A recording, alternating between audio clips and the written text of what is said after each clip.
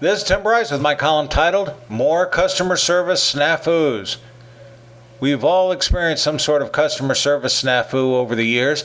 I've written about several of them in the past, and just when I think I've seen everything, some knucklehead pulls another screw up which causes me to shake my head in bewilderment. I have 4 more installments for your enjoyment.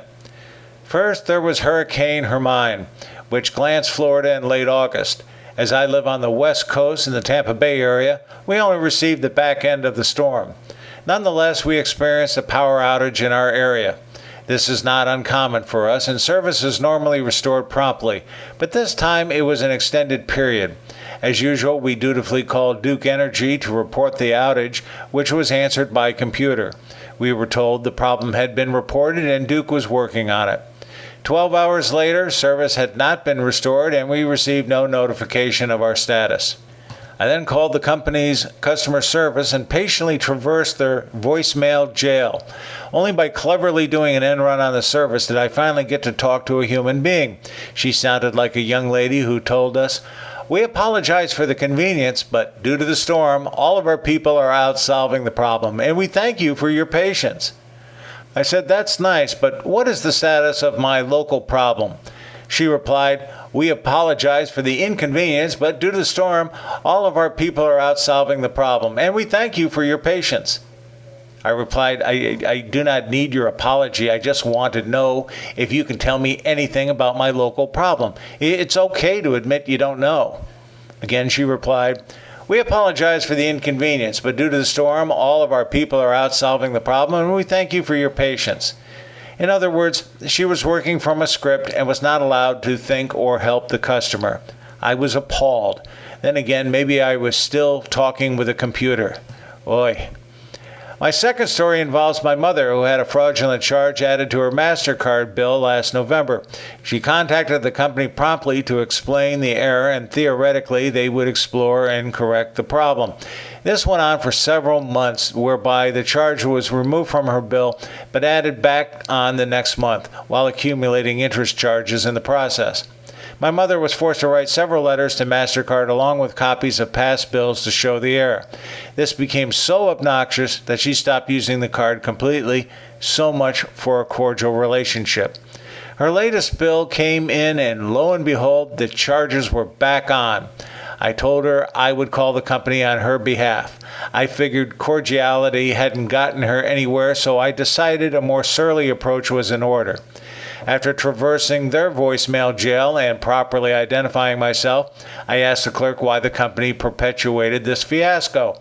Of course, she didn't know why, but it was obvious she wasn't going to solve the problem. I was told to call their fraud department, and after traversing their voicemail jail once again and properly identifying myself, I spoke with another clerk who claimed she had removed the charge from the bill and any accrued interest. She ended by saying the matter should be resolved in 30 to 90 days, which is what they told my mother originally.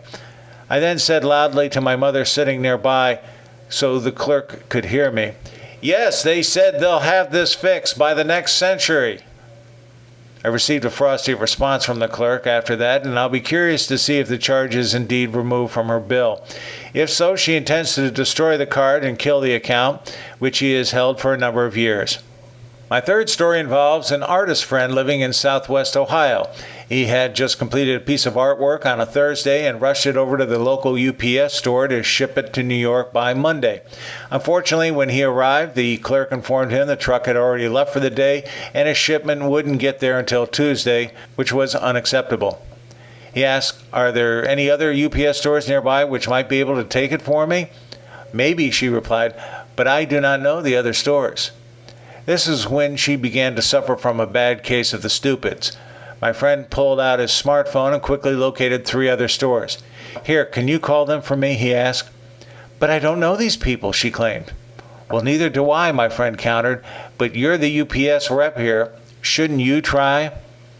Evidently not, thereby compounding my friend's problems. Naturally, he went to FedEx, who delivered his artwork on time to New York.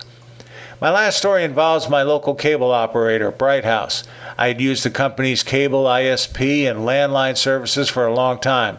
Over the last few months, though, I noticed my bill slowly increased to about $170 a month. When I received a brochure in the mail from one of their competitors, I called to see what they could offer me. To my surprise, they could lower my monthly bill by $70. Of course, I gave them the okay to proceed. I then called Bryce to cancel my service. Frankly, the clerk wasn't interested in why I was leaving. He simply processed the termination order, and that was that.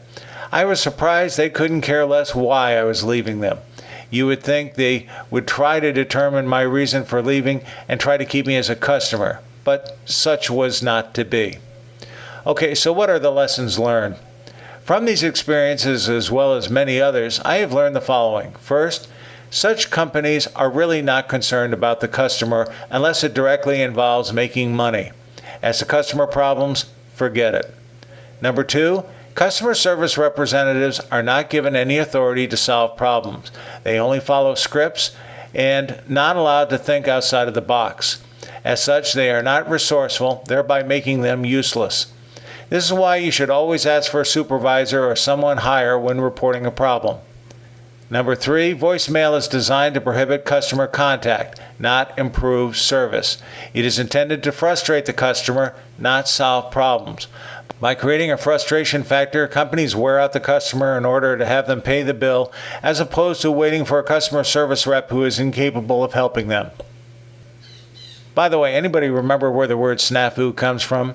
It's an old military term meaning situation normal, all effed up. And that pretty much describes the state of customer service in this country. Friends, keep the faith. This is Tim Bryce in Palm Harbor, Florida. Follow me on the internet at timbryce.com.